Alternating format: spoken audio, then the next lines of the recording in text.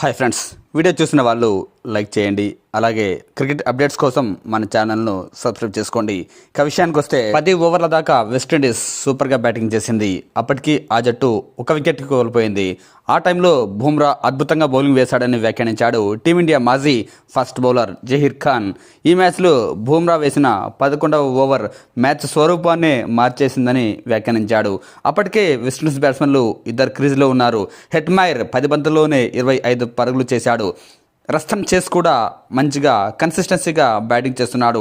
ఆ టైంలో బుమ్రా వేసిన ఓవర్ మొత్తం మ్యాచ్ను స్వరూపాన్ని మార్చేసింది. నిజంగా మ్యాచ్ మొత్తం ఇక్కడే టర్న్ అయిందని నాకు అనిపిస్తోందంటూ వ్యాఖ్యానించాడు. ఆ ఓవర్లో బుమ్రా జస్ట్ 4 పరుగులు ఇచ్చి ఇద్దరు సెట్ అయిన బ్యాట్స్మెన్లు అవుట్ చేశాడు.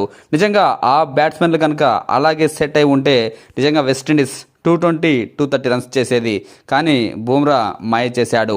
ఇద్దరు స్టార్ బ్యాట్స్మెన్లను అవుట్ చేశాడు. మరీ ముఖ్యంగా హెట్మైర్ను అవుట్ చేయడం మ్యాచ్ మొత్తానికి టర్నింగ్ పాయింట్ అంటూ వ్యాఖ్యానించాడు. అతని సామర్థ్యాన్ని మనమేమీ తక్కువ అంచనా వేయలేం. హెట్మైర్ ఒక సిక్సర్ల వీరుడు. అతను T20 ఫార్మాట్కు బాగా సెట్ అవుతాడు. అలాంటి బ్యాట్స్మెన్ను అవుట్ చేయడం మ్యాచ్కు టర్నింగ్ పాయింట్ అని ఇక ప్రత్యేకంగా చెప్పాల్సిన అవసరం లేదు. దానితో పాటు రస్టన్ చేస్ లాంటి కన్సిస్టెన్సీ ప్లేయర్ను కూడా బుమ్రా అవుట్ చేయడం మ్యాచ్ను పూర్తిగా మన కంట్రోల్లోకి తెచ్చిందని వ్యాఖ్యానించాడు.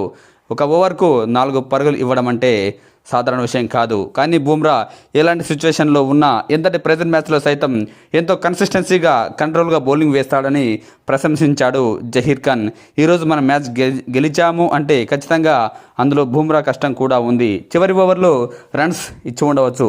ఎందుకంటే ఇద్దరు బ్యాట్స్మెన్లు క్రీజ్లో ఉన్నాక పరుగులు వస్తాయి. ఎంత అద్భుతంగా బౌలింగ్ వేయాలి అనుకున్న పరుగులు వస్తాయి. ఇంకా చెప్పాలంటే చివరి ఓవర్లో బౌలర్లు బ్యాటింగ్ టైంలో ఉన్నప్పటికీ ఏదో విధంగా కనెక్ట్ చేసుకొని పరుగులు చేయాలని చూస్తారు.